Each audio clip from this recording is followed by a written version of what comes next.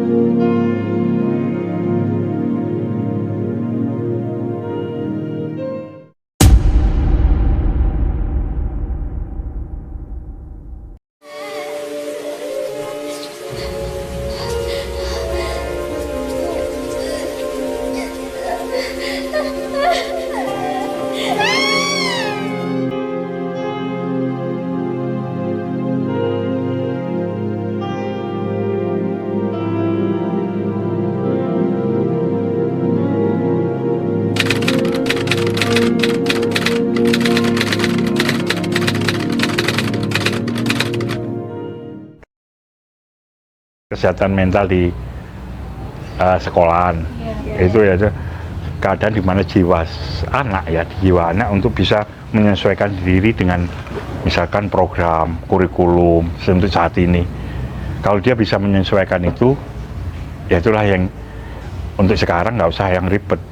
Anak itu bisa menyesuaikan dengan program atau kurikulum, anak itu sudah mampu untuk dinyatakan sehat. Nggak seperti sehat yang rincian secara teori, enggak. Karena dalam dunia pendidikan atau kurikulum atau program di mana setiap 5 tahun sekali kan ada perubahan kebijakan. Kalau anak mampu ya udah, nggak usah ribet yang harus dengan ciri-ciri gini, enggak.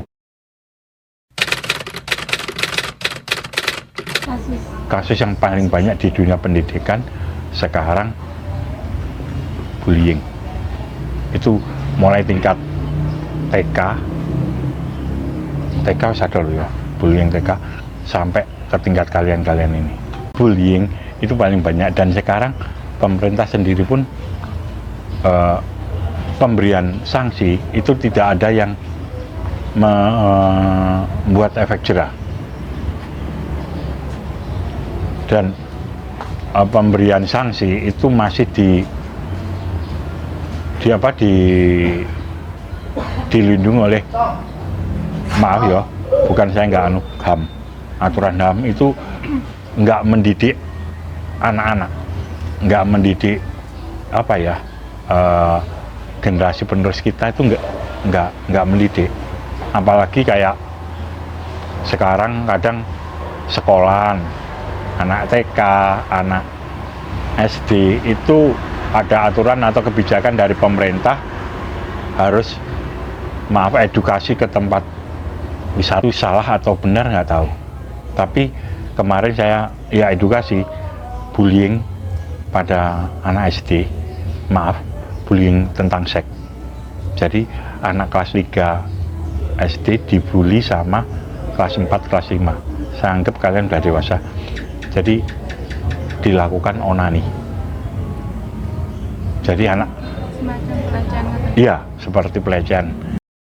Kedua, program kurikulum di pendidikan itu yang berhubungan dengan psikologi itu beda. Kalau zaman saya dulu itu kurikulum itu mendidik.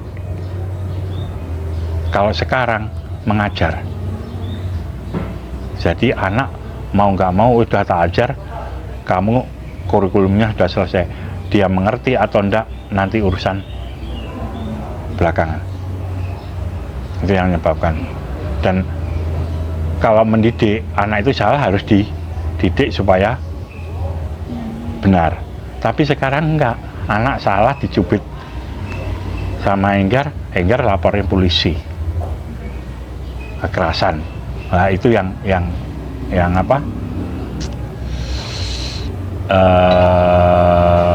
menyebabkan sekarang itu banyak, walaupun kelihatan nggak sehat ya, mentalnya sehat kelihatan gini, tapi itu mendidik yang nggak sehat. Kenakalan anak-anak juga bisa dipengaruhi karena pola orang tua, pola asuh orang tua. Nggak ada anak dituntut gini, dituntut yang keras, dituntut yang perfect. Itu akhirnya membuat anak itu tertekan dan stres.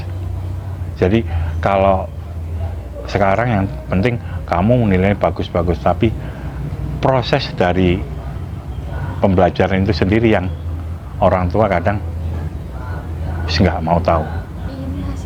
Ini hasilnya, prosesnya gimana itu yang nggak tahu.